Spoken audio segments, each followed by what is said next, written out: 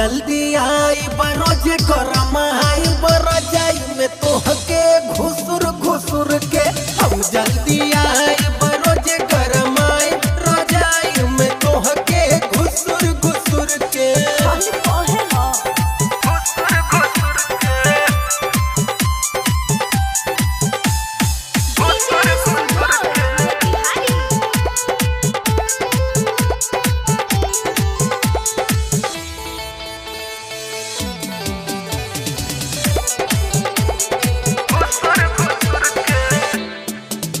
जाड़ा परत बदुना तू छोड़ के आजा पुना।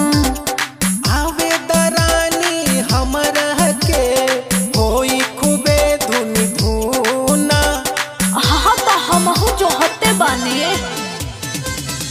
जाड़ा परत बदुना तू छोड़ के आजा पुना। अरे आवे दरानी हमरा के होई खूबे धुन धुना। साया के भीतर लगवा कही तर रात भर सुते हम सेहर के। हम जल्दी आई बरोज गरम आई बरजाई में तोहके घुसुर घुसुर के। हम जल्दी आई बरोज गरम आई रजाई में तोहके घुसुर घुसुर के।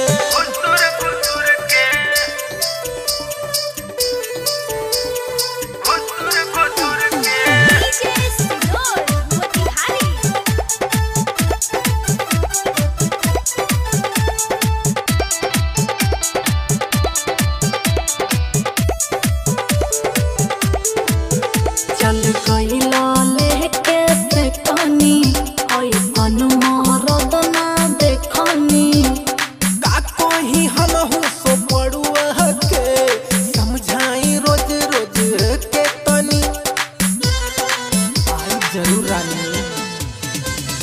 चल गइला लेके से कनी ऐसन मरद ना देखनी।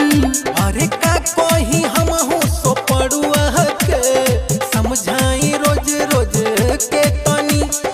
ऐसे हम संजय सिंह पूरी रात भर रोवता सुगिया भुकुर भुकुर के।